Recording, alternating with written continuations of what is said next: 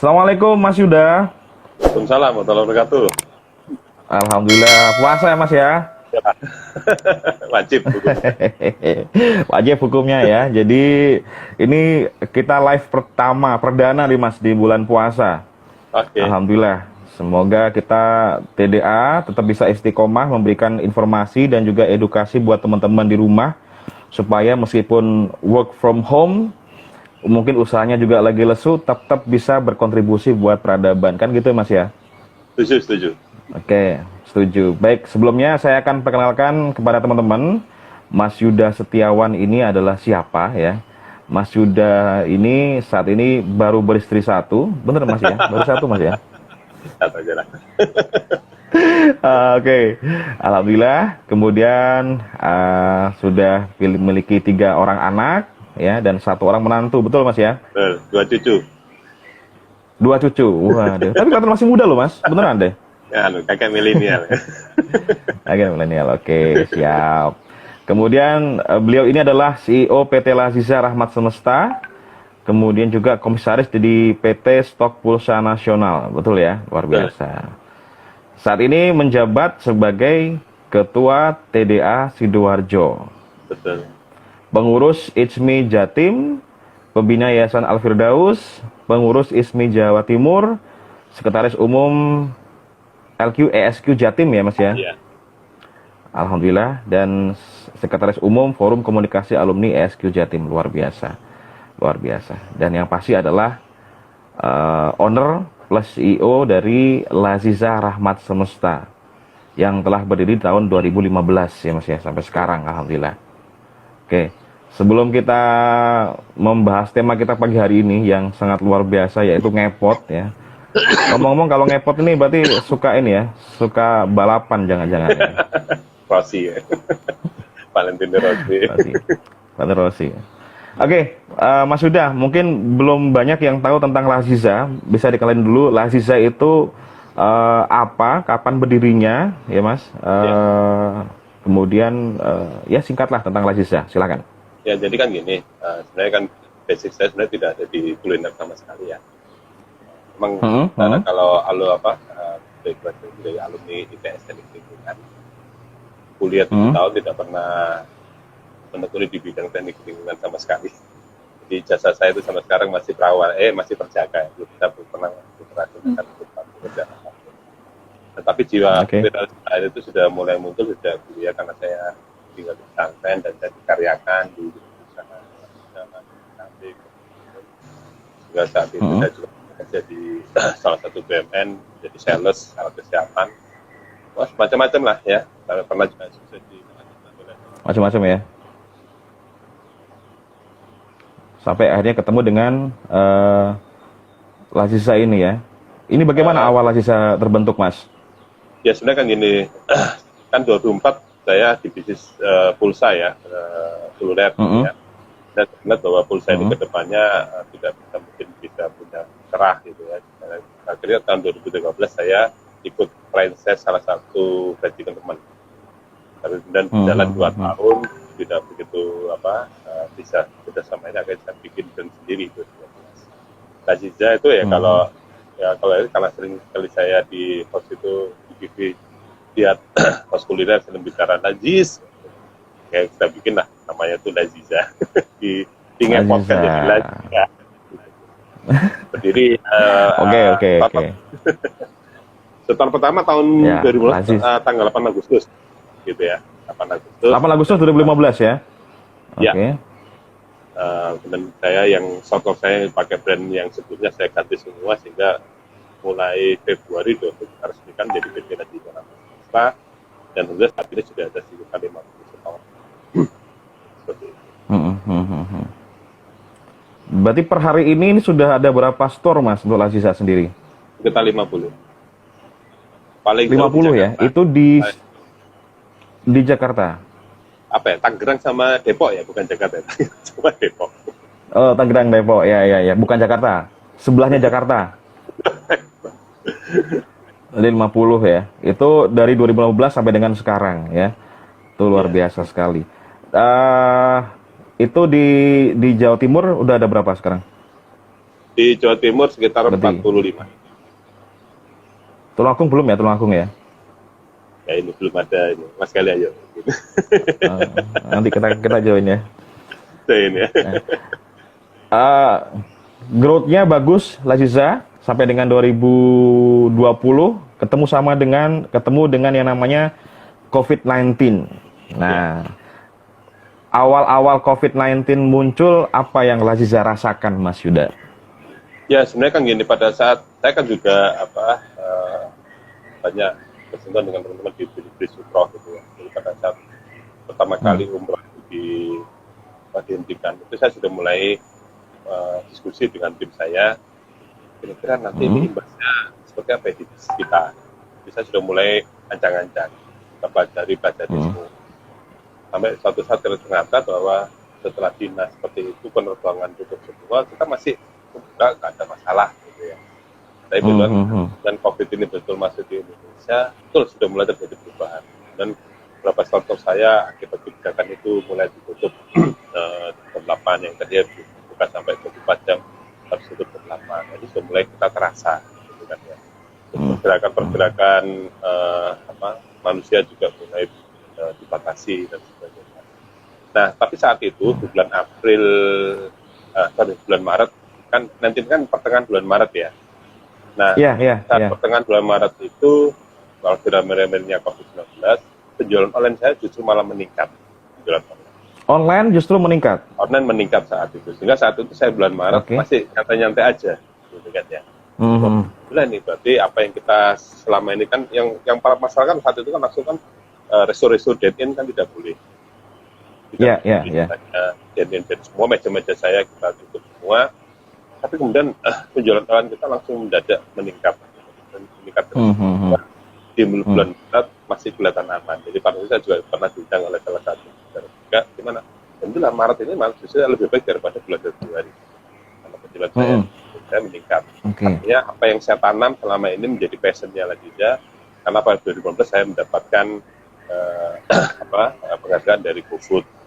2019 saja kemarin kita juga baru mendapatkan penghargaan dari GrabFood juga ya.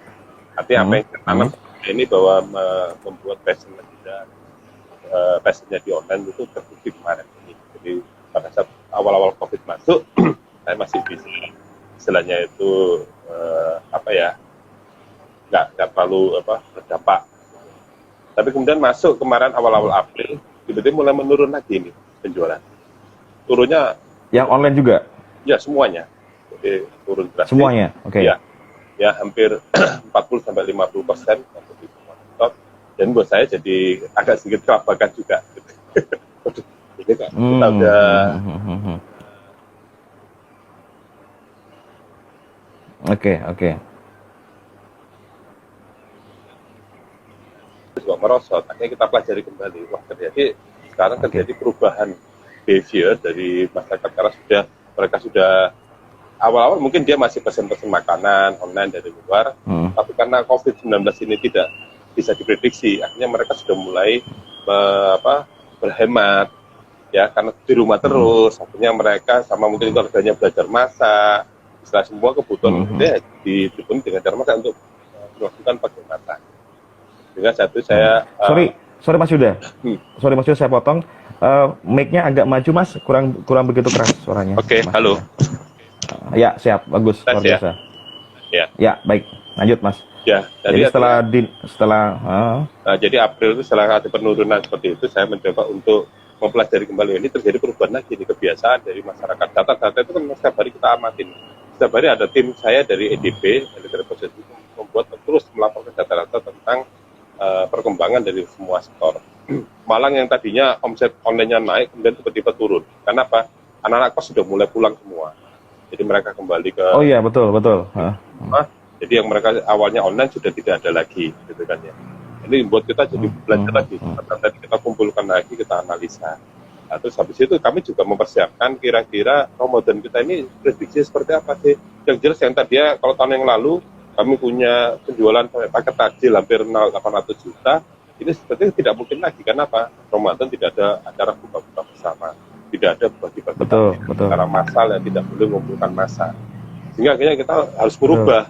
Artinya kita menyesuaikan habit atau kebiasaan dari masyarakat dalam kondisi stay at home dan nanti Ramadan ini seperti apa. Akhirnya kita coba kerjasama dengan beberapa teman-teman yang punya produk ready to eat, produk frozen. Kita juga coba kita lihat juga produk-produk kita yang frozen. Apa kita jual ini aja buat bakunya. Awalnya, yuk kita jual aja produk frozennya do pisang kita. Jadi orang supaya belajar masak pisang sendiri di rumah, misalnya seperti itu. Sudah kita jual. Oh gitu, jadi bahan baku dijual ya? Oke. Kita juga punya kita kan juga punya kopi susu ambiar. Jadi kita punya susu UHT, punya gula aren. Udah ini juga ikut-ikutan kita jual. Akhirnya merembet sampai kita jualan beras, jualan gula. Akhirnya kita terciptalah kalimat Lazi Jamat. Lazi Jamat. Sorry.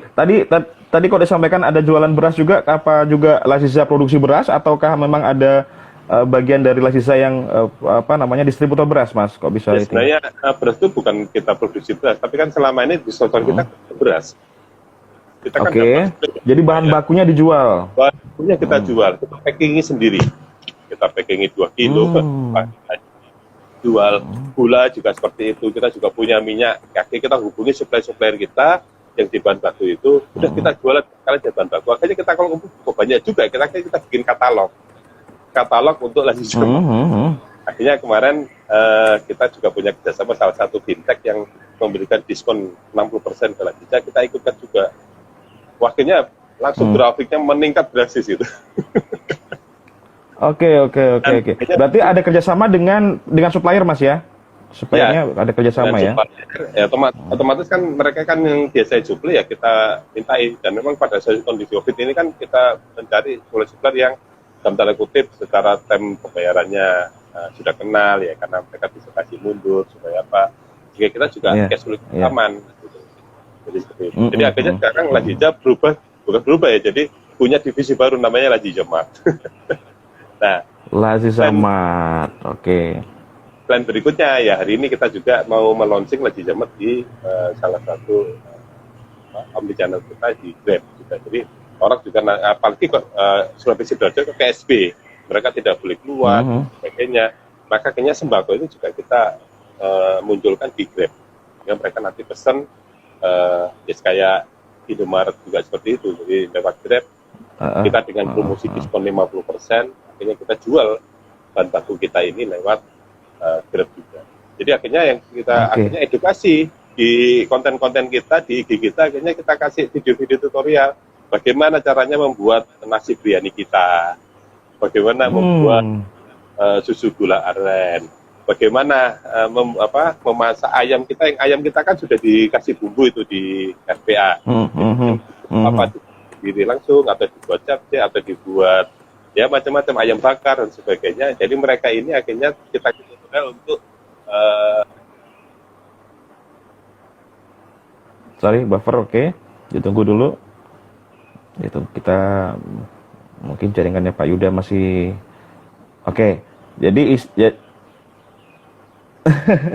jadi luar biasa ketika saat ini Laziza yang notabene awalnya hanya sebatas makanan saja ya, makanan aja. Kemudian pada akhirnya ketika kondisi Covid ini membuat Laziza banting setir, malahan bukan banting setir ya, malah membuka cabang semacam kayak bikin ini ya, dengan Laziza Mart, dengan konsep artinya yang penting ada cash in gitu, Mas ya. Betul. Jadi kita kan sebenarnya belanja juga dari Pak Budisman konsultan Laziza juga, bagaimana kita harus betul-betul tahu caranya membenahi dari sisi strategi vertikal dan strategi horizontal. Jadi strategi vertikal adalah bagaimana bisa menumbuhkan revenue stream kita di store itu sendiri. Jadi bisa memperbaiki operasional, menambah menu, Kalau horizontal, otomatis strategi kita membangun struktur baru. Dengan kondisi seperti ini, strategi horizontal juga langsung mati kutu juga kan. Sama sekali kita tidak mungkin membuat struktur baru. Artinya yang kita lakukan adalah bagaimana mempelajari karakter customer kita, melihat sikon yang terbaru seperti apa. Sekarang ini kita bentuk lah Divergent untuk distribusi baru tapi tetap besar. Jadi kalau kemarin saya launching seminggu yang lalu seperti saya launching 40 Indomaret itu di seluruh Jawa Timur. Wah, Akhirnya kemarin tebuannya terjadi antrian yang beli sembako di Laziza. di Laziza ya? Wah, sangar. Oke, Mas Yuda, pertanyaan dari saya, ketika ada Divergen, ada kemudian istilahnya ngepotnya Laziza itu dari apa namanya fast food ya, menjadi ada Laziza Mart gitu. Bagaimana dengan karyawan, Mas? Karyawan apakah ada edukasi khususkah dari Mas Yuda untuk karyawan sehingga kemudian merubah konsep tadi itu, ataukah kita Mas Yuda hire orang baru atau gimana, Mas? Ya, jadi kan sebenarnya kan gini, secara sistem itu kan nggak terlalu rumit ya.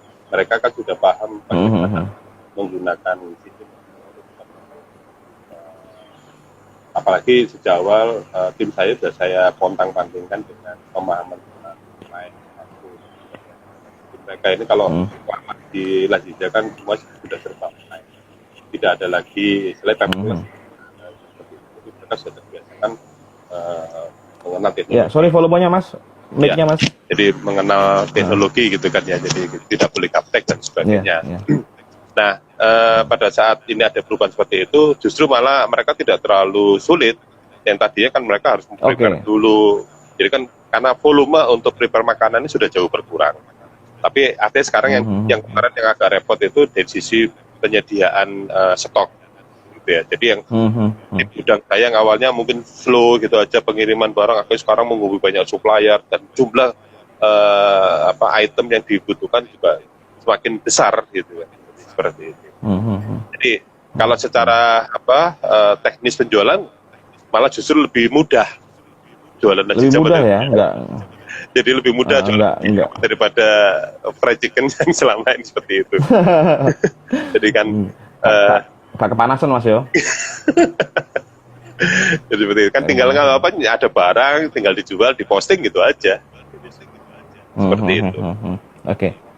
Oke. Sebelum kita lanjut ada pertanyaan dulu nih. Kalau awal berdiri Laziza langsung punya server sendiri atau pakai orang ketiga Mas, atau pakai punya yang lain Mas? Server gimana maksudnya? Mungkin software ya kali ya, software untuk aplikasi kali Mas ya. Dan kasir ya.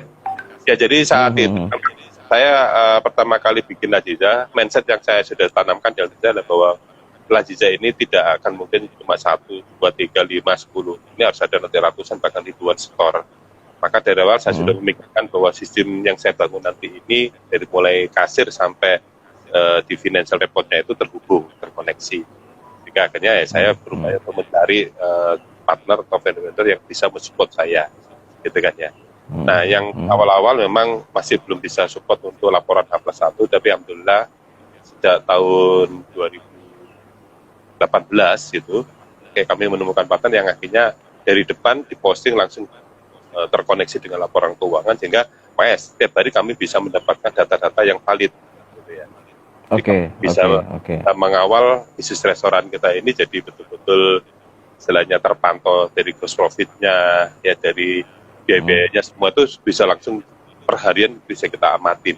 H+1 bisa kita lihat, sehingga pengambilan keputusan bisa langsung cepat saat itu juga kita melakukan perubahan-perubahan.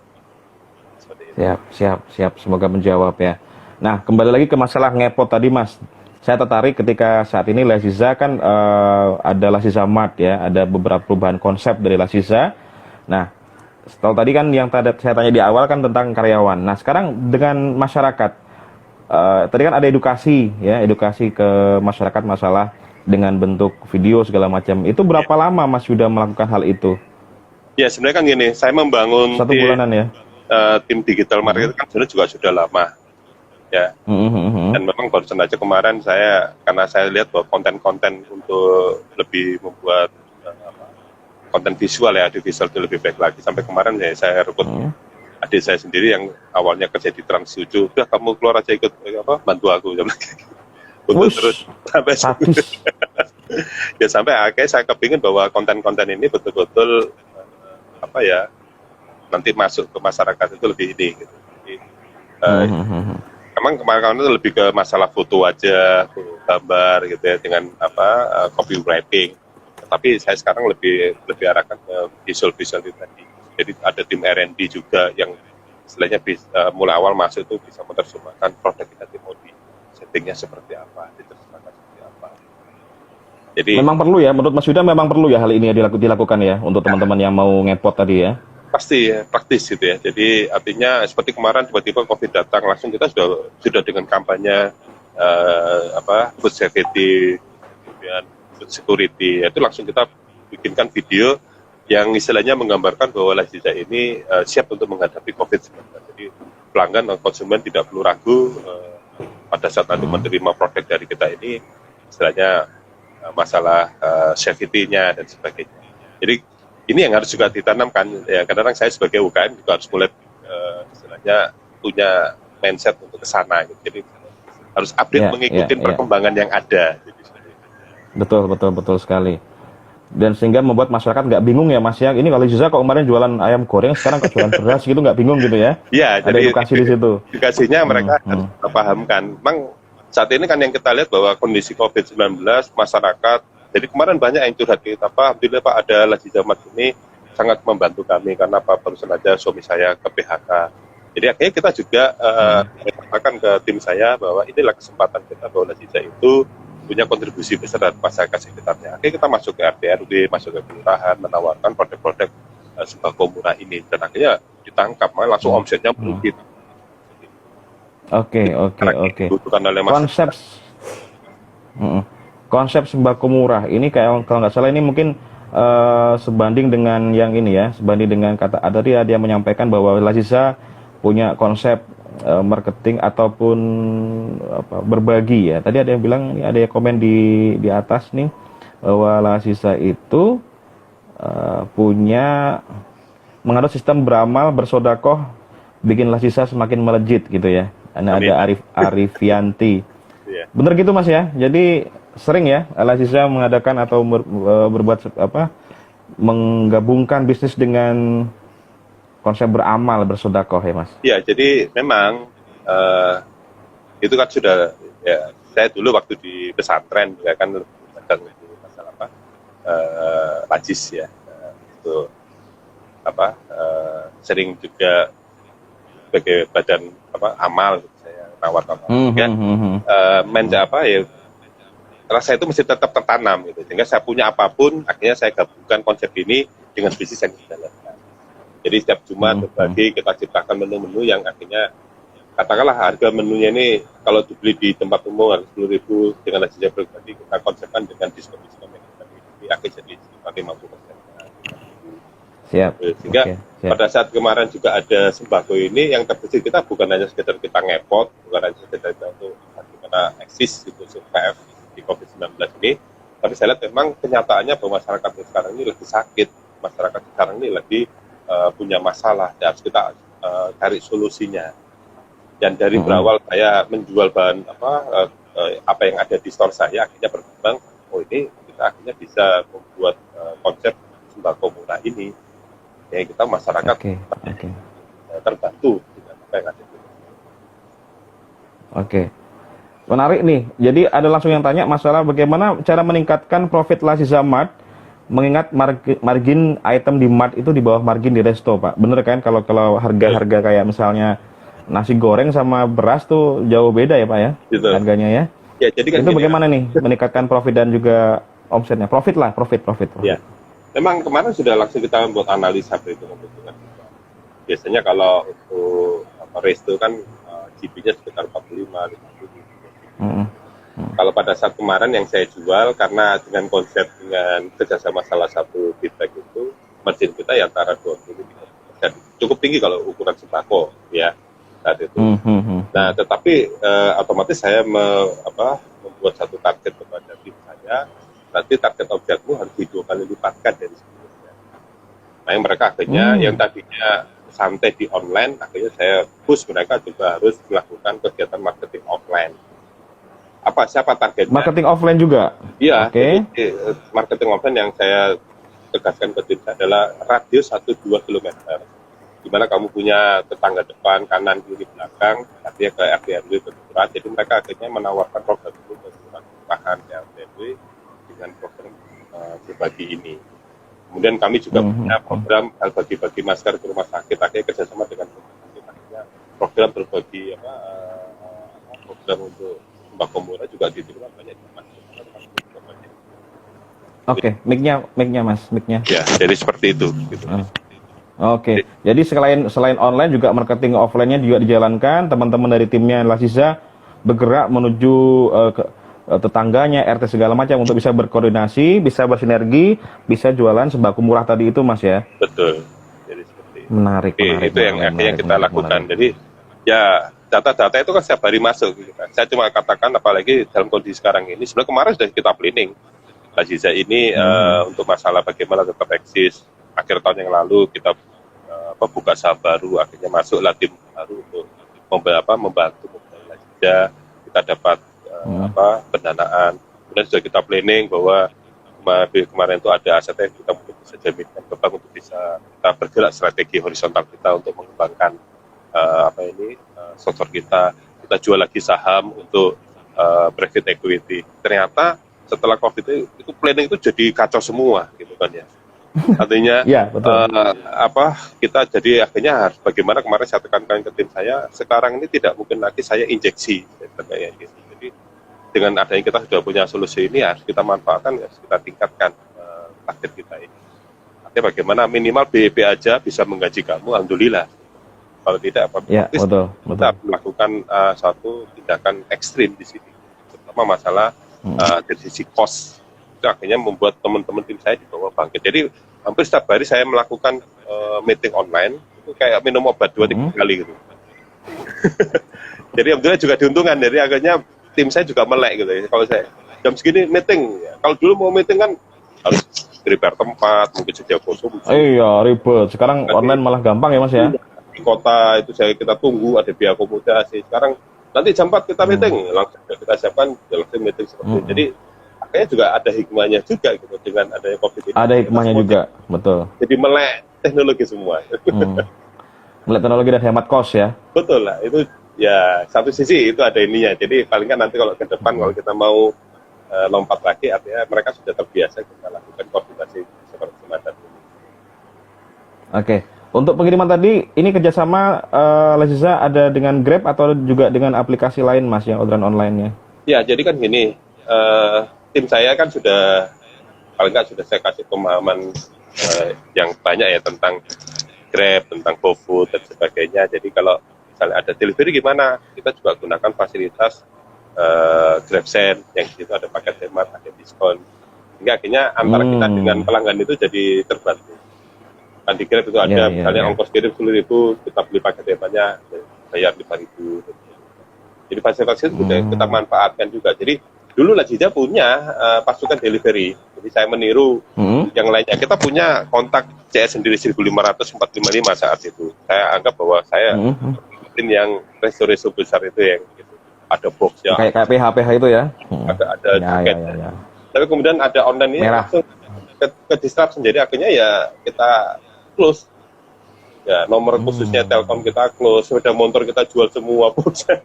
Jadi akhirnya kita lebih arahkan efisiensinya ya kita kirim, kita padukan dengan program Grab gitu tadi. Oh iya. Jadi nggak terlalu banyak cost juga, nggak terlalu banyak operasional juga. Kita jadi juga membantu sesama ya Mas ya. Jadi setiap pengeluaran cost itu memang kita analisa betul, apakah ini bisa kita lakukan efisiensi, apakah ini. Jadi ya dalam bisnis kan ada dua hal yang kita lakukan, bagaimana kita meningkatkan efisiensinya dan bagaimana bisa kan cost-nya ini tadi. Jadi data-data ini harus betul-betul kita pelajari step-step yang kita ambil. Iya, Mas. Jadi kalau frozen sudah ada ya, sudah punya juga ya Laziza ya? Ya, jadi food, ya? otomatis itu. Jadi dengan adanya masalah ini, akhirnya kita juga gerak ke sana. Artinya ya terutama ya sementara kita punya basicnya di daging ayam. Jadi daging ayam ini kan di RPA sudah kita kasih bumbu dan sebagainya.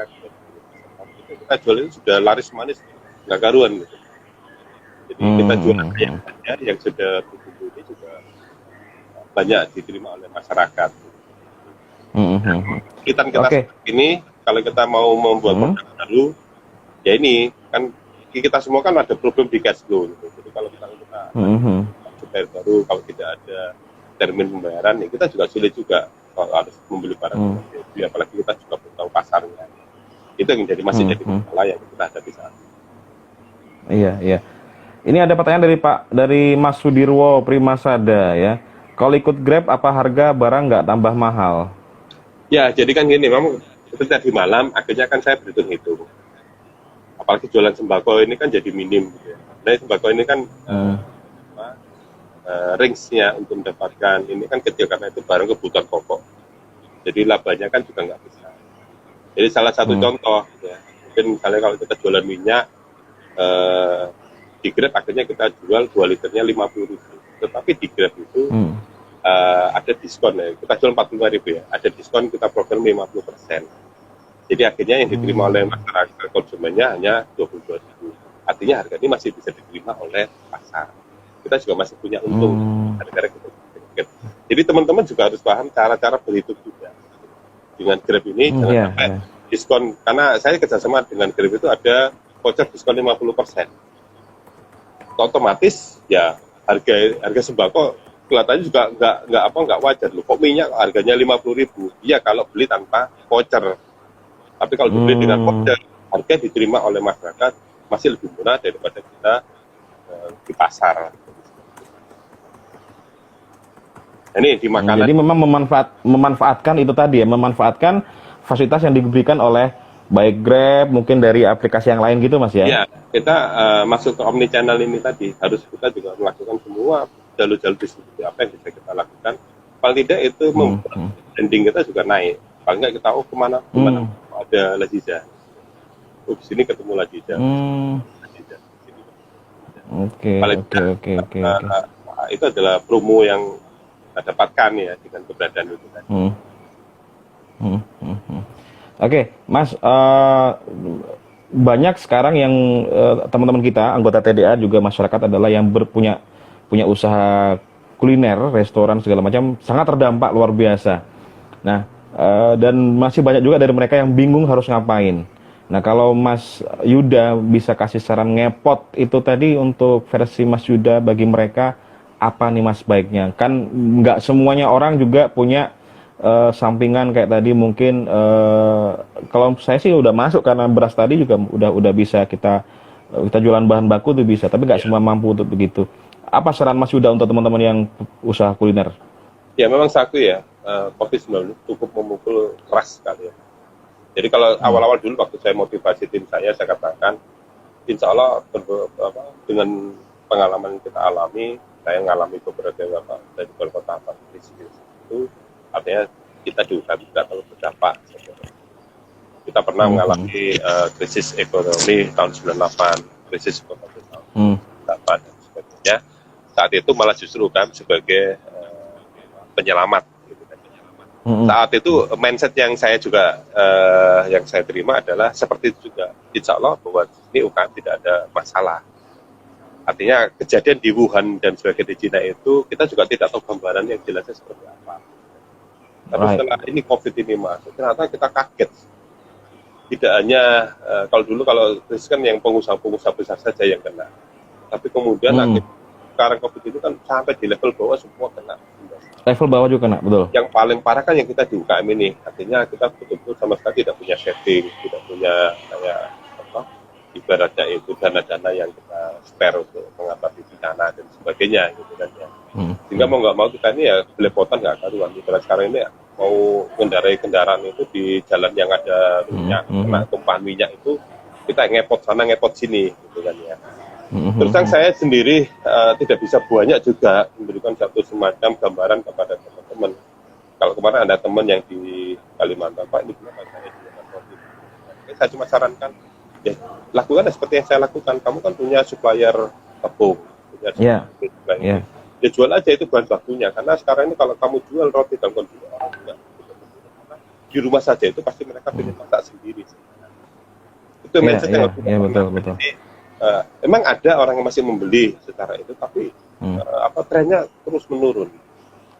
Berubah. Ya, trennya terus menurun. Artinya buka puasa bersama pun sudah tidak ada lagi orang tua, tidak ada lagi itu. Nah, itu yang harus kita lakukan perubahan. Nah, memang yang repot pada saat mereka tidak memiliki jaringan, punya tim yang kuat. Ada juga teman yang kemarin di Tuban itu gimana? Ya Pak, saya tutup ini restoran saya minggu, tapi kemudian teman-teman restoran ini bilang ke saya, Pak, saya pokoknya buka saja, pokoknya saya digaji berapa saja saya mau. Akhirnya mereka ya offline, menawarkan secara offline. Jadi yang restoran yang tadinya itu banyak pejabat-pejabat orang wisata datang, dia bikin paket-paket box, melayani catering ke rumah-rumah. Jadi seperti itu. Jadi mereka akhirnya ya seperti yang saya lakukan, saya datangi ke kelurahan atau apa, kemudian masyarakat sekitarnya ini Mic-nya Mas. Ya, jadi istilahnya usaha-usaha sekecil apapun ya yang artinya kita bisa lakukan, ya kita lakukan. Nanti kita tidak bisa lagi punya kayak menunggu customer ini datang, tidak bisa. Jadi kita harus jemput bola. Ya, kita jemput bola ke rumah-rumah, menawarkan seperti kalau tadi Mas Galim punya restoran ikan bakar, ayam bakar. Mungkin ayam bakar yang kita jual adalah ayam bekunya, ayam yang sudah berbumbu. Bu, ini loh, tinggal di rumah, tinggal dimasak, dipanasin dan sebagainya. Akhirnya yang kita tawarkan sekarang adalah produk yang ada ini adalah produk yang tidak jadi, produk yang setengah jadi. Tidak jadi. Ya, produk setengah jadi. Yang itu buat persiapan mereka nanti mau tinggal goreng atau tinggal masak, apalagi dengan kondisi Ramadan ini. Karena semua sekarang memangkas biaya-biaya semua. Karena Betul. Mereka sekarang ini pada posisi ya nggak tahu ini kapan selesai. Jadi mereka semua pada berhemat. Jadi seperti itu. Jadi mereka semua akhirnya menekan ongkos. Ya semua seperti di perusahaan, ya mereka juga menekan kos biaya hidup juga. Jadi kita harus tahu kebutuhan apa untuk mereka kita tawarkan. Tapi meskipun menekan kos, kan mereka juga masih kepingin ikan ayam bakarnya Mas Gali. Gitu. Artinya kalau dijual kan harganya segini, tapi kalau setengah jadi, memang kita akhirnya menurunkan profit, gitu. Kita akan profit, tapi minimal apakah dengan penurunan ini kita masih pokoknya penting BEP aja, nggak sampai rugi besar gitu loh Mas Gali. Kalau betul, sampai nggak rugi besar, jangan sampai mati lah ya. Iya, dikatakan nggak rugi, nggak mungkin. Sekarang kita semua ada perusahaan ngomong nggak rugi, atau sekarang ini pada posisi malah meningkat, itu nggak mungkin gitu. Jadi seperti itu. Nggak mungkin. Iya, nggak mungkin karena secara pertumbuhan ekonomi juga minus sekarang. Jadi pasti semuanya merugi. Cuma kerugian kita seberapa? Itu kita sekarang ada prinsip yang kita lakukan adalah bagaimana menekan kerugian kita tuh seminimal mungkin, itu aja. Kalau ngomong sekarang profit, nonsen gitu. Di bisnis kita kayak gitu. Oke. Menekan kerugian seminimal mungkin, ini saya catat nih. Iya. Nah, jadi supaya kita juga bisa selamat ya Mas ya. Jadi kita mungkin saat ini juga mungkin udah nggak mikir lagi masalah bagaimana kita memperkayakan diri kita, tapi bagaimana kita tetap bisa survive saja, udah bagus ya. Survive aja udah bagus ini. Karena ya saya nggak tahu, kemarin bilangnya April, kemudian bilangnya Mei, mundur lagi Juni. Penerbangan sekarang tidak ada lagi penerbangan sampai tanggal 2 Juni. Itu aja kita sudah bisa bayangkan nanti seperti apa Lebaran dan sebagainya. Tidak lagi panen kita Lebaran. Nggak akan panen ya. Jadi kita sekarang udah panen kita ini. Serangan wereng gitu ya. Jadi semua puso ya padi kita jadi puso gitu kan. Jadi seperti itu. Jadi bagaimana sampai kita mengas-ngas apa yang masih bisa kita pertahankan seperti itu. Oke. Ada pertanyaan Mas, ini bagaimana memasarkan produk kalau di daerah yang tidak ada ojol? Kira-kira bagaimana Mas? Ya tadi seperti saya katakan tadi, saya pun sekarang ini tidak terlalu bergantung dengan ojol. Makanya saya bilang kesempatan sekarang ini seperti tadi, kalau Anda punya makanan, ya ditawarkan ya makanan yang jadi, setengah jadi, atau apa di masyarakat sekitar kita. Jadi gitu ya itu. Di RT RW itu pasti ada grup. Ya ada grup. Jadi saya kemarin sales saya itu masuk ke kelurahan atau apa, nanti masuk ke grup saya, nanti tolong diinformasikan. Dan sekarang di kelurahan juga tidak ada lagi, mereka berani mengumpulkan massa juga. Jadi mereka dimasukkan di grup-grup BA atau apa, kemudian kita disuruh menjelaskan, suruh presentasi. Jadi gitu ya, di sana tuh ya ada kayak gitu ya. Kita sekarang melakukan seperti itu, masuk ke kelurahan, ke RT RW, dan dimasukkan di grup-grup itu. Jadi sampai kita buat hitung-hitungan. Di setiap kelurahan itu paling nggak ada sekitar 45 RW, dan satu RW itu ada sekitar 5 RT. Jadi kita sudah hitung berapa jumlah penduduk. Nah, kesempatan kita sekarang adalah bagaimana melokalisir market kita yang terdekat dulu gitu loh, supaya energi kita nggak terlalu habis.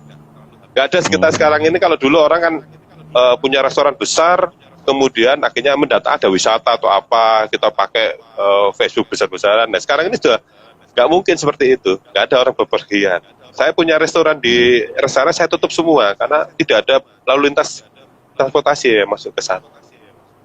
Jadi seperti itu. Jadi akhirnya ini ada pertanyaan Mas. Pertanyaan dari lewat WhatsApp pribadi nih.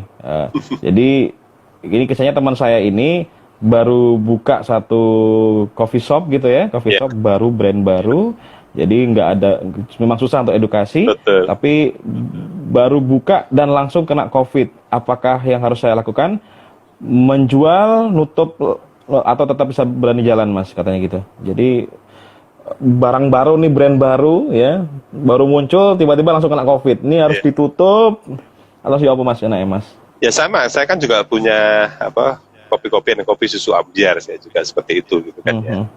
Ya, tapi yang saya lakukan akhirnya ya tadi saya akhirnya menjual bahan baku.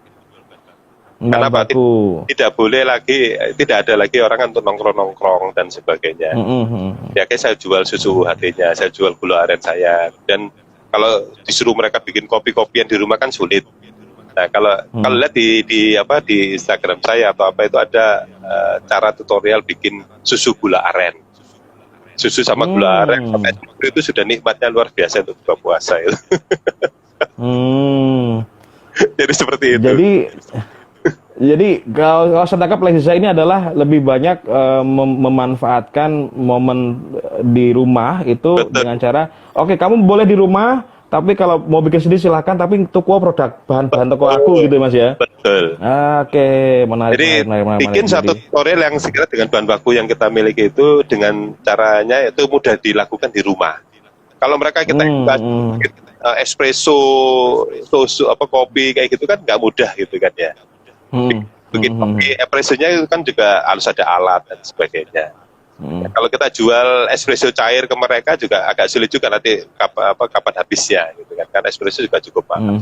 Jadi kemarin yang saya jual ya susu UHT-nya sama gula arennya, itu kita kasih edukasi. Terus kemudian saya punya green tea Hanjuang, saya bikin tutorial bikin, sekarang lagi tren susu telepon telepon gitu ya, tapi nggak pakai kopi tapi pakai green tea. Jadi seperti itu. Itu bisa dilakukan juga di rumah karena saya punya bahan baku green tea-nya sampai seperti itu. Oke.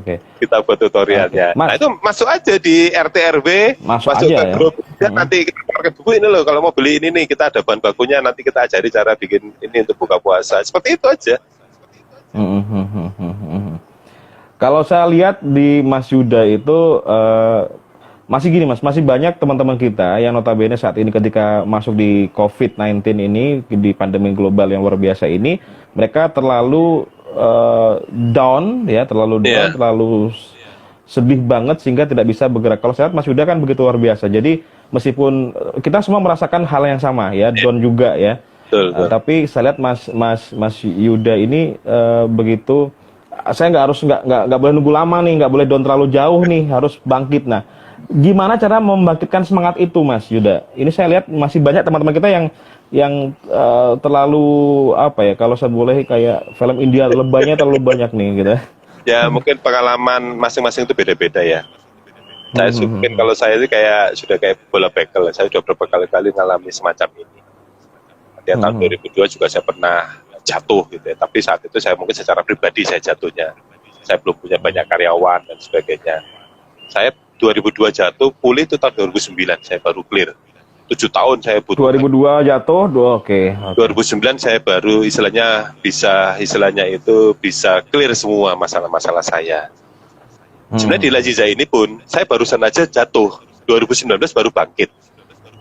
Jadi saya mulai 2015 sampai 2018 itu kondisinya itu kacau balau juga. Sistem belum bisa terbangun dengan baik dan sebagainya. Dan baru kemarin 2019 kita sistem sudah oke, sudah laba lagi gitu kan ya. Terus akhirnya mau ada saham baru masuk, sudah kita arahkan untuk private equity, mau nanti ke IPO, kena COVID lagi gitu kan ya. jadi itu sudah rencana itu jadi berubah lagi gitu. Bubar semuanya. Tapi saya punya pengalaman. Jadi kalau sekarang ini saya motivasi ke tim saya semua, ya artinya sekarang peran saya leader, saya membawa hampir 500 karyawan. Paling tidak saya harus bagaimana meyakinkan karyawan saya bahwa kita mampu untuk menghadapi COVID-19 ini. Saya masih teringat saat itu saya jatuh itu, setiap sholat mesti saya baca surat Al-Insyirah, Alam Nasra laka sadrak wa wada'na alladhi abu zahrak wa rafa'na laka dzikrak fa inna ma'al usri yusra inna ma'al usri yusra fa idza faragta fansab wa ila rabbika farghab. Jadi itulah yang saya baca setiap sholat 5 kali, ya, 5 waktu saya, karena saya yakin bahwa di antara kesulitan ini pasti ada kemudahan, dan itu terbukti dulu saya bisa bangkit dan bisa pulih kembali. Jadi kalau saya yakinkan kita sudah bukan 1-2 kali kita mengalami seperti ini, dan kita terbukti bahwa kalau dan niatan kita adalah semua yang kita lakukan ini adalah untuk khairin nas anfa'uhum linnas ini. Bagaimana kita berbuat kebaikan untuk alam semesta ini, untuk masyarakat sekitar kita. Saat nanti pasti ada balasannya. Gitu, jadi.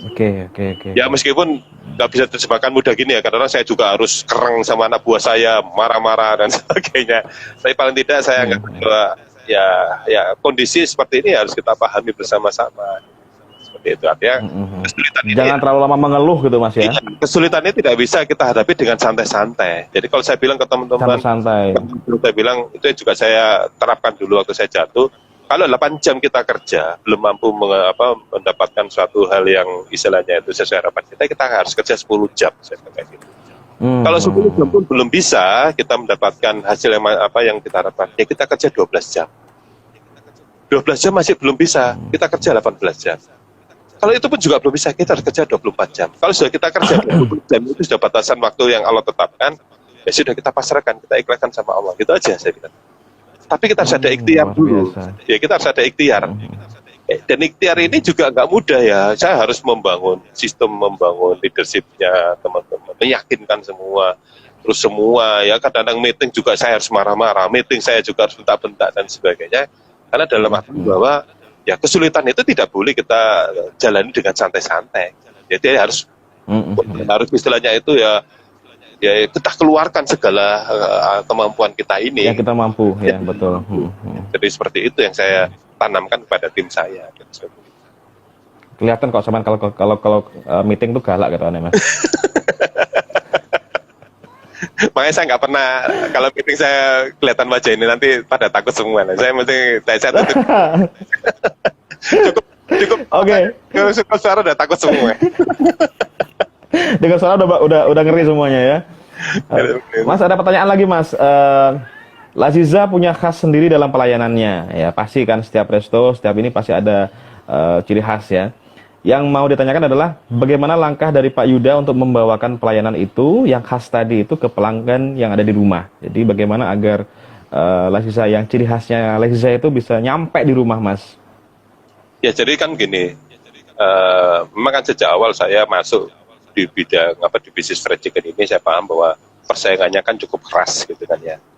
Jadi saya harus tahu passion saya di mana. Artinya saya juga harus menghitung cost biaya investasi kita seperti apa, dan bagaimana cost ini bisa saya hidupi dari omset yang saya dapatkan. Akhirnya saat itu saya lihat di antara kompetitor kita ini belum mereka itu melek di sisi online. Makanya saya langsung masuk ke online. Artinya dengan online ini saya sudah mencanangkan bahwa Laziza dengan mudahnya bisa didapatkan secara online. Dan itu saya pelajari terus karakter online ini seperti apa. Justru dengan online ini orang bisa mendapatkan menu kita dengan harga yang sangat terjangkau, harga yang sangat hemat. Inilah yang menjadi ciri khas Laziza adalah pada saat kita gabungkan produk kita dengan kualitas. Saya kan dulu tetap belajar tentang Xiaomi, cost leadership. Saya itu pengguna maniak Xiaomi karena awal-awal dia masuk itu dia menerapkan bagaimana dengan kualitas yang tinggi tetapi dengan harga yang hemat. Artinya dia memotong bagaimana biaya kosnya agar dia bisa menciptakan suatu produk yang berkualitas tetapi bisa didapat dengan harga yang hemat. Ini yang saya pakai strateginya di Laziza ini, dengan kualitas produk yang tidak kalah dengan lainnya, tapi pada saat kita delivery secara online itu mendapatkan harga yang sangat-sangat lebih hemat. Memang kalau kita pooling secara online, Laziza ini kalau secara pooling mindset top mindsetnya itu sudah urutan 3, gitu kan. Artinya secara mindset, meskipun jumlah cabang kita tidak sebesar atau sebanyak ya fried chicken yang kecil-kecil yang lainnya itu tadi gitu kan. Tapi kalau kita pooling, kemarin kita lakukan survei, kita sudah pada posisi ketiga karena secara online kita nyebar di mana-mana. Artinya orang mudah mendapatkannya dengan berbagai macam promo-promo yang kita lakukan. Jadi memang konsepnya menjual banget sih di Lezizza itu, menjual banget. Menjual banget ya. Iya. Ya, pokoknya sampaikan aja kepada customer, kita tetap istiqomah dengan produk kita, itu insya Allah tetap tersampaikan ya Mas ya. Iya, betul. Sampaikannya, jangan nggak terlalu jauh-jauh banget gitu. Mungkin kalau misalnya untuk produk tadi disampaikan bahwa nyontoh Xiaomi itu udah bagus sekali. Mas, pertanyaan lagi Mas, ini banyak yang bertanya nih. Untuk kebangkitannya ketika Mas sudah jatuh atau saat ini mungkin jatuh segala macam, kan ada perlu dana besar nggak sih Mas saat itu? Ya, jadi kan gini, terus terang kalau kita udah jatuh itu, kita ya seperti saya tadi bilang, kita ini kan UKM, tidak pernah berpikir bahwa kemana waktu saya ada di grup, saya punya grup ISG yang internasional. Di situ ada Bu Nur Hayati yang memilih counter Wardah gitu kan ya. Dia sebagai perusahaan yang Wardah sudah internasional, dia sudah diajarkan bagaimana kita menyiapkan kalau terjadi suatu semacam force majeure atau bencana. Mereka sudah punya setting 6 bulan untuk mengatasi ini. Saya baru tahu bahwa ada ilmu semacam itu. Ya, kalau UKM ini kan jangankan 6 bulan, bulan depan aja kita belum tahu, kan ya. Jadi, jelas kami ini UKM ini juga kelabakan banget dengan kejadian sekarang ini. Yang kami lakukan ya otomatis ya kita harus melihat setiap cost yang kita keluarkan, yaitu kita lakukan pemangkasan semuanya ini. Memang akhirnya seperti kemarin saya lihat di rest area tidak lagi ada problem. Mau nggak mau ya kita harus tutup, realitasnya seperti itu. Kalau memang sudah hitung-hitungan kita tidak ada bisa dioptimasi, nah gimana offline sama online-nya di sana nggak ada. Kita kan berharap orang datang, orang datang sudah nggak ada. Jadi logika realisasi harus kita tanamkan juga, jangan nekat. Kalau sudah seperti itu, sudah tidak ada, kita tutup, kita harus melakukan aktivitas yang lain, gitu loh. Jadi itu yang kita langsung kita amatin semua, kita tutup. Otomatis ya karena kita kemarin punya store baik, kita tawarin dulu ke tim karyawan kita, mau nggak dipindah ke store yang lainnya ini sementara ini. Mereka akhirnya memutuskan tuh, tidak Pak, takut juga COVID ini di rumahnya. Ya monggo kalau di rumah, tapi kan konsekuensinya seperti itu. Iya betul. Dan sorry, ini pun Mas Yuda, kita akan terhenti sebentar, nanti kita akan lanjut lagi Mas, karena jatah kita kan 1 jam nih ya. Oke. Jadi kita akan stop sebentar, nanti kita akan sambung lagi. Masih ada pertanyaan lagi Mas ya. Oke, siap. 5, 4, 3, 2. Oke, Mas Yuda kembali lagi kita live. Kita rencana live-nya sampai sore Mas, sampai nunggu buka. Mantap. Oke, Ben, nggak apa-apa. Yang penting kita kalau kayak gini puasa nggak terasa Mas, kan ngobrol kan? Masuk muri ya? Iya. Masuk muri, rekor live terlama bersama dengan Mas Yuda Laziza. Oke, Mas, ini ada pertanyaan lagi yang sudah masuk dari Bobby Maidre ya. Budget minimal yang harus kita siapkan untuk mulai usaha berapa? Budget minimal yang harus kita siapkan untuk mulai usaha, Mas. Ayo, Mas Yuda. Ya, saya kan nggak tahu usaha apa dulu ya. Saya kan usaha apa ya? Kalau sekarang saya aja kemarin usaha jual beli HP aja 0 modal, Mas ya. Ya kadang-kadang bisa ya, usaha. Kadang-kadang kan ya ini yang jadi sulit juga. Ada juga sih, mungkin yang dimaksud gini, ada pertanyaan juga, ada orang profesional, dia mau berbisnis, kira-kira apa yang dibutuhkan? Kalau saya mic-nya mas. Ya, jadi istilahnya apa sih siapkan kalau orang mau pivot dari seorang profesional atau ASN katakanlah untuk menjadi seorang pebisnis. Bisa jadi. Nah, bisa jadi kan seperti itu. Kalau saya lihat ya berarti otomatis dia harus betul-betul menggunakan modal dari uang yang nganggur lah. Jadi ada uang nganggur bukan dari pinjaman bank atau yang sifatnya itu kita tidak bisa prediksi apakah nanti seperti ini kan kasihan ini kalau sekarang ini orang mulai berbisnis kemudian dia dari uang pinjaman bank sudah ketimpa tangga ya jatuh ketimpa tangga lagi gitu. Ya, jadi kalau berbisnis, kalau orang mau pivot dari sebelumnya bukan orang berbisnis jadi berbisnis, maka Anda harus modalnya harus betul-betul uang yang nganggur, uang yang istilahnya itu istilahnya kalau terjadi sesuatu tidak sampai merembet kemana. Terus paling tidak harus menyiapkan biaya hidup 6 bulan ke depan. Jadi paling tidak kalau ini bisnis ini 6 bulan tidak sesuai harapan, ya kembali lagi jadi seorang profesional aja. Jadi pegawai.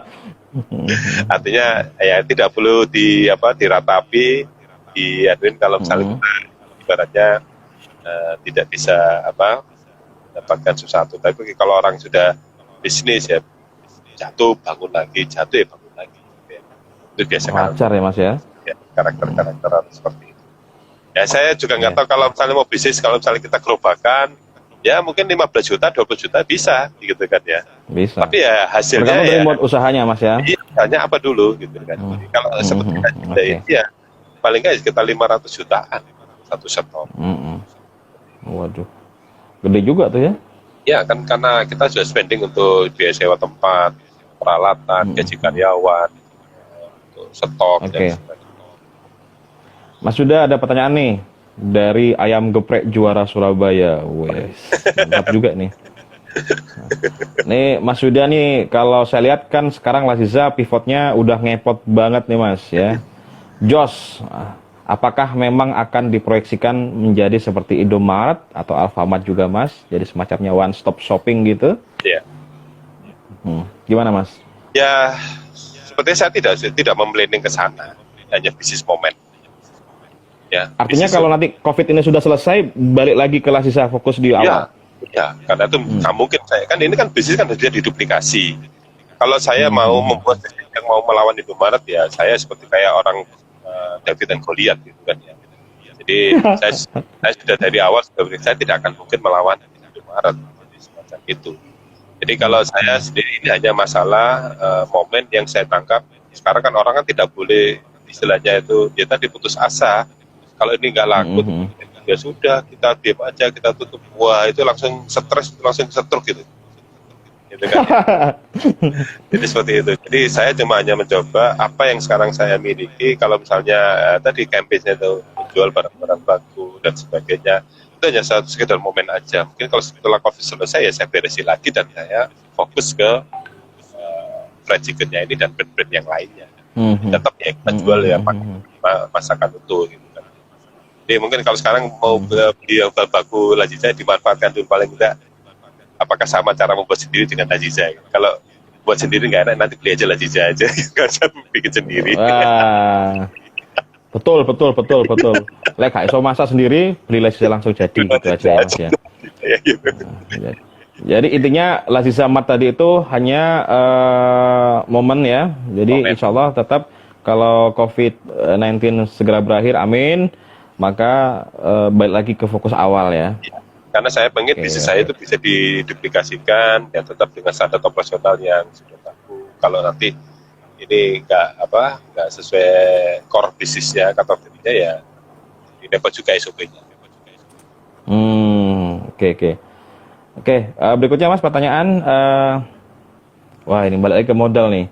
Dari manakah sumber suntikan modal tambahan biaya operasional Laziza selama masa COVID Mas?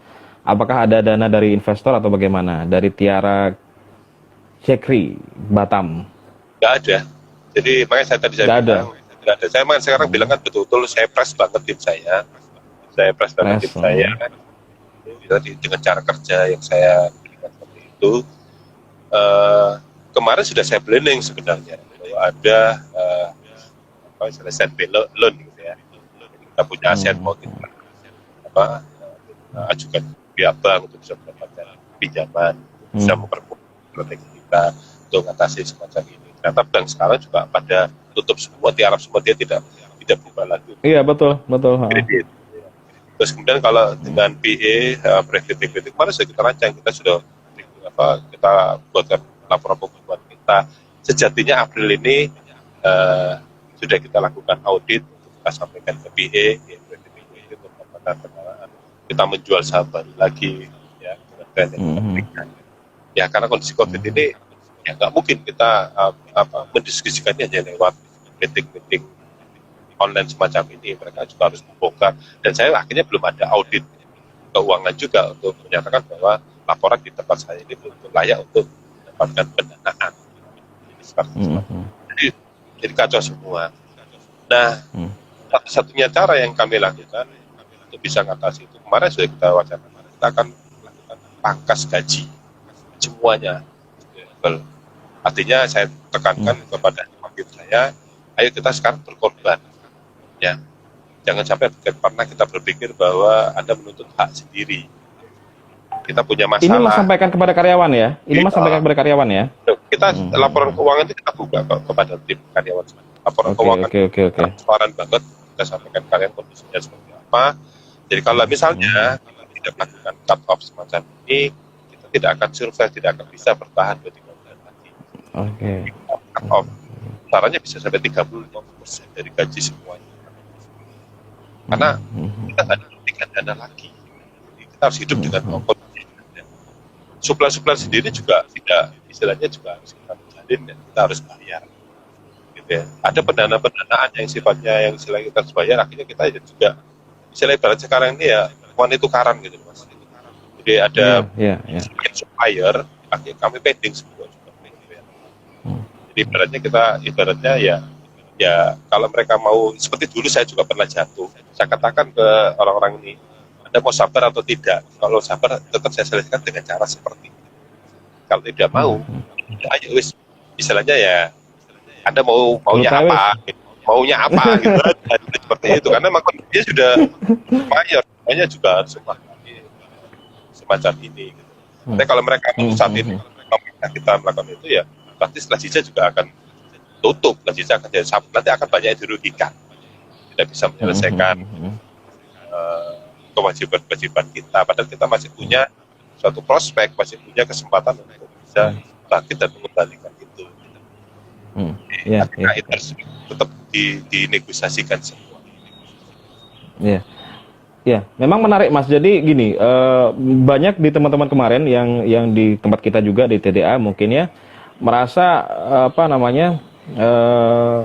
tidak bisa mengkondisikan karyawan gitu ya.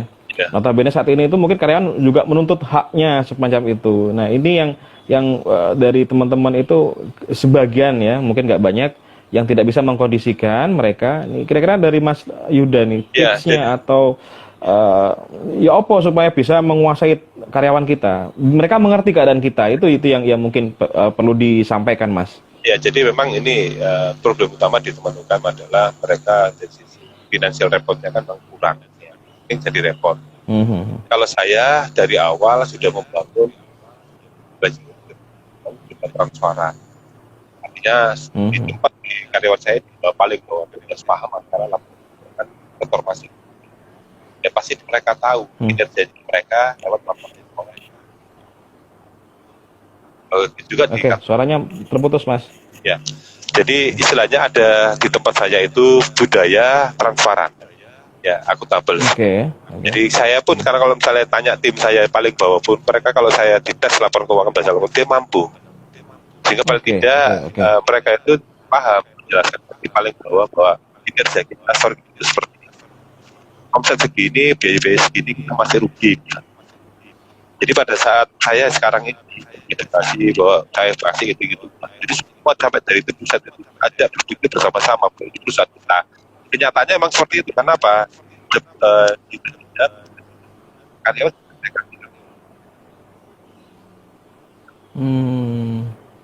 libatkan semua karyawan saya itu yang dia ada iuran koperasi ini, dia punya saham di Lejida sampai itu. Saya pada saat dia punya saham, otomatis saya juga harus membuka semua laporan keuangan. Dan dalam kondisi kayak gini, kita aja berpikir bersama-sama bahwa, oh ini loh laporan keuangan ini.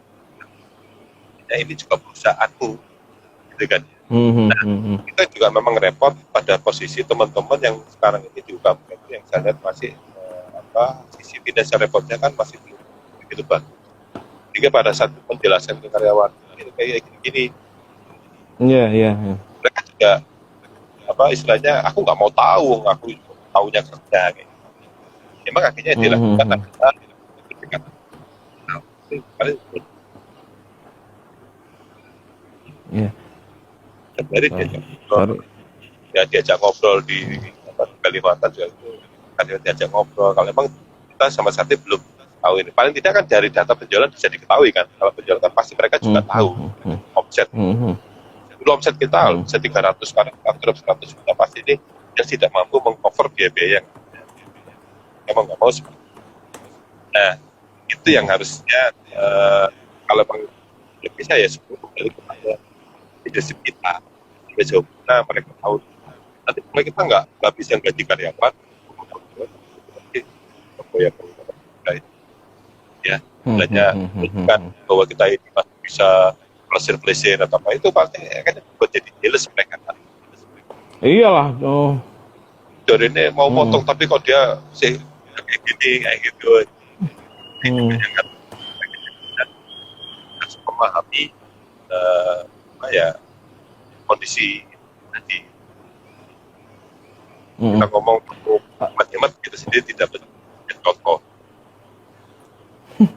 Mas, ini ada pertanyaan Mas, tapi gini di luar kuliner Mas ya. Ya, Apakah hal yang sama, artinya ngepot ini bisa dilakukan juga untuk bisnis yang lain, termasuk apa nih, fashion? Hmm. Apakah perlu nih fashion jualan beras gitu Mas, kali-kali Mas? ya kalau yang kemarin yang terjadi teman-teman fashion atau apa yang di konveksi itu kan akhirnya beralih, akhirnya sesuai dengan kebutuhan masyarakat sekarang ini. Akhirnya kan banyak yang produksi apa itu, masker gitu kan ya, Masker. APD juga produksi APD. Saya kira ya masih dua, ya ini jadi repot kan, yang konveksi ini kan jumlahnya banyak gitu kan ya. Nah, terus habis itu akhirnya sekarang pada jualan masker, jualin aja, sepertinya kan nggak terlalu menarik juga gitu kan. Saya masih belum tahu juga gitu ya, selain itu apa sih yang untuk teman-teman yang bisa dilakukan oleh fashion. Saya juga bukan orang yang istilahnya itu menguasai semua gitu. Tapi paling enggak yang saya tahu itu kayak kemarin juga saya dijabri oleh teman saya yang biasa bikin seragam atau apa, yuk bikin masker ta. Oh ya, akhirnya saya stand ke dia 5 piece, itu saya bagi-bagikan ke masyarakat. Jadi saya charity atau apa. Jadi ada juga yang kemarin juga jabri saya yang istilahnya itu yang dia biasa fashion biasa apa bikin mall di gedung besar, nawarin masker juga, padahal dia biasa bikin baju itu dengan jalan yang normal. Jadi saya kalau ditawar dia itu harganya 700, 1 juta, jualan masker juga apa mereka ini gitu ya. Masker kan ya mungkin sekitar 4.000, 5.000-an. Jadi karena ya sekarang yang dibutuhkan masyarakat masih itu yang boomingnya. Ya, jadi memang mau nggak mau kita harus ikut kondisi seperti itu ya. Ya belajar lah. Ya artinya kan gini, sekarang ini memang tidak ada lebaran, jadi tidak ada beli baju baru. Ini harus ya betul, cocok. THR juga tidak bisa diberikan juga saat ini. Mas. Kencangkan Betul. itu. Ya emang kalau sudah pertumbuhan ekonominya turun ya semuanya segala kebutuhan sekunder semuanya akan berdampak, semuanya akan terasa, betul. Kecuali beras sama telur sama Indomie itu masih laris. Laris ya.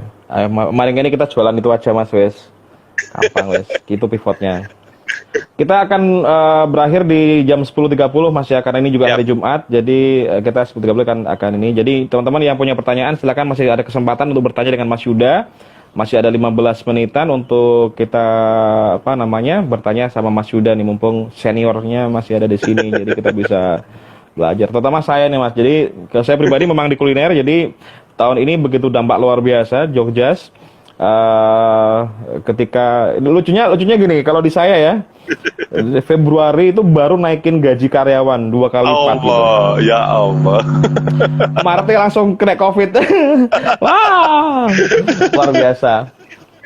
Itu tengah. Jadi karena kita berasa bahwa oke, bagus nih, omset bagus, profit bagus gitu kan. Februari ayo naik gaji gitu kan. Kita buka cabang Mas, saya Mas, keren tuh. Buka cabang di bulan Februari itu, dilalah Maretnya langsung kena COVID Mas, luar biasa. Alhamdulillah. Tapi ini menarik. Jadi saya juga nggak mau terlalu lama untuk meratap gitu ya. Jadi teman-teman, alhamdulillahnya juga tadi Mas Yuda benar, saya setuju sekali. Bagaimana kita transparan sama karyawan, Ya. kita ajak karyawan itu supaya mengerti kondisi kita, akhirnya survive bareng-bareng, insya Allah begitulah. Jadi Iya. nggak terlalu banyak ini. Betul. Itu menarik Ya, saya sekali. untungnya juga kemarin tuh meskipun ada kenaikan UMK belum sampai saya memutuskan itu gitu ya. Jadi artinya sekarang tidak lagi pernah kita ngomong bicara mau naikkan gaji gitu kan ya. Tapi Betul, kemarin betul. saya cuma hanya membangun infrastruktur tim saya karena saya anggap saya nanti mau ada private equity, mau siapa ini. Jadi kemarin sempat memasukkan karyawan yang itu ada cost ya. Jadi nggak tahu ini apakah kita perlu dipangkas-pangkas lagi atau gimana. Jadi seperti itu. Iya betul. Ini tadi sudah dibahas juga nih masalah ada yang bertanya ini cara bertahan terutama di cash management ya. Beberapa orang punya yang namanya sinking cost ya, sinking ada uang uang bertahan hidup ya mungkin. Lazisa tadi sampaikan belum ya, belum sempat bikin punya itu ya, nggak ada sama sekali ya. Nggak ada sama sekali. Jadi planning yang sudah saya rancang itu gagal total gara-gara kena COVID itu tadi gitu loh. Kemarin sudah kita bikinkan plan, ada dana masuk segini, kita lakukan seperti ini, tiba-tiba ada COVID, sudah kita nggak bisa melakukan apa-apa, jadi langsung stuck, gitu kan. Sama yang dialami teman-teman. Artinya kita belajar Mas ya dari sini, mungkin kita setelah COVID ini kita harus siap-siap di bisnis kita punya dana cadangan ya Mas ya? Ya itu pelajaran besar ya, pelajaran besar. Tapi memang belum pernah lah kita punya kasus semacam ini selama saya 50 tahun itu ya, ada di Indonesia ini. Belum pernah mengalami. 50 tahun. Ya, belum pernah saya mengalami semacam ini yang semuanya terasa berdampak sekali. Terdampak sekali, luar biasa sekali. Di Amerika silakan aja, teman-teman yang di antrian juga makan. Di Amerika aja kota seperti itu ya, orang tidak antri tidak makanan. Jadi seperti itu juga. Iya Mas, udah antri makanan. Mungkin nggak nanti Lazisa ini buka dapur umum nih? Ya kita berharap itu sih, supaya kita dapat itu ditunjuk gitu ya, untuk bisa bagiin. Dapur umum ya, bisa bikin project buat survive kita. Sorry Mas, di Lazisa sempat ngurumahkan karyawan? Ya tadi saya bilang, kita kan ada sekitar berapa yang saya tutup, 7 store. 7 store yang saya tutup. Itu terpaksa dirumahkan, oke. Iya, terpaksa kita rumahkan, karena sudah tidak lagi saya bisa operasi gitu. Program. Dan jangan dipaksakan ya Mas ya, jangan dipaksakan, malah bahaya kalau dipaksakan. Betul, bawa belur lah gitu. Iya. Bawa belur, betul sekali. Oke, Mas Yuda 10.20, silakan Mas Yuda bisa ngasih mungkin pesan-pesan buat teman-teman ya, statement close yang terutama di kuliner maupun yang lain juga, bagaimana kita untuk bisa ngepot di COVID-19 dan nanti setelah andai kata COVID ini berakhir secepatnya, kita harus bagaimana supaya nggak panik. Silakan Mas. Jadi intinya gini, memang pentingnya kita sekarang dilihat kepemimpinan kita ya pada saat ini yang hadir pada para owner bisnis. Mic-nya Mas. Ya, jadi kalau memang di sini adalah banyak yang adalah para owner bisnis, ya, founder dan sebagainya, pentingnya kepemimpinan kita sekarang, bagaimana mengatasi problem yang ada. Artinya kita akan dilihat kita apakah masih punya semangat atau tidak. Itu yang akan dilihat oleh tim kita yang di bawah.